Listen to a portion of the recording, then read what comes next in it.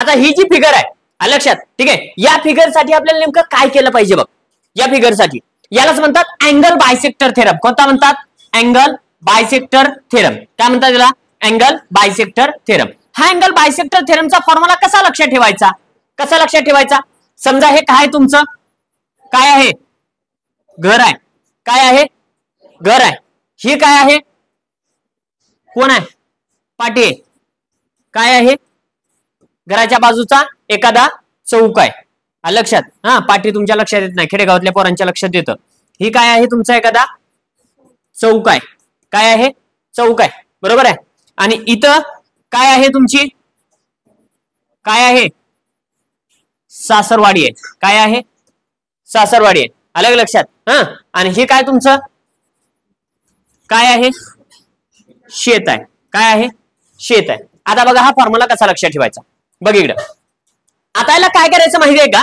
याला काय करायचं बघ, इथून काय करायचं, हे जे घर आहे, हा बायकोचं तुमचं नवीन नवीन लग्न झाले, बरोबर आहे, ठीक आहे, बायको इति जातीला गेले. कुठे गेले? इति जातीला. हा, जाते का? जाते का नाही?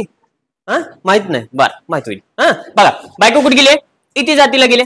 इति जातीला गेल्यानंतर मग तुम्हाला राहवत नाही, नवीन नवीन आहे ना, बरोबर आहे का? लगेच वाटतं जावं माझ्या बच्च्याला भेटायला, आहे का? ठीक आहे, म्हणून लगेच कसं हसालती होती. हा, ठीक आहे, बघा इकडं इथून काय करणार आपण? आता बायको तर कुठे आहे? इकडे आहे, बरोबर आहे. हा, मग काय करणार? जाण्यासाठी डायरेक्ट आपल्याला हेलिकॉप्टर आहे का? नाही, कसं जावं लागेल? आधी चौकात यावं लागेल, ऑटो धरावं लागेल. आपण काय लखपती नाव लगेच आलं, हेलिकॉप्टर गाडी आली, गाडीत बसलं, उघडलं दार, बसलं. हा, ठीक आहे, तसं ना, बरोबर आहे. काय करावं लागेल? आधी चौकात यावं लागेल. आलं इथून चौकात, काय आहे? ए आणि बी. आलं का? चौकात. चौकात आल्याबरोबर काय झालं? चौकात आल्याबरोबर काय झालं? तिथून एसटीत बसलो, डायरेक्ट कुठे गेलो? सासरवाडीला. बरोबर आहे. म्हणजेच काय? बीसी. बरोबर आहे का?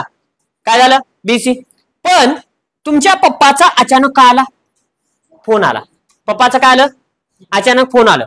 फोन आल्याबरोबर 0 मिनिटात कुठं? घरी. कसं गेलो तुम्हाला माहित नाही. कसं गेलो तुम्हाला बी माहिती नाही, पण फोन आल्याबरोबर 0 मिनिटात कुठे गेलो?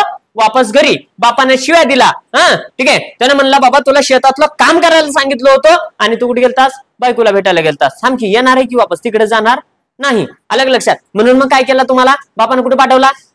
शेताकडे पाठवला. म्हणून इथं शेत कुठं आहे? डी पशी आहे. मग काय येणार इथं? A D. पण राहतंय का? कसं आहे?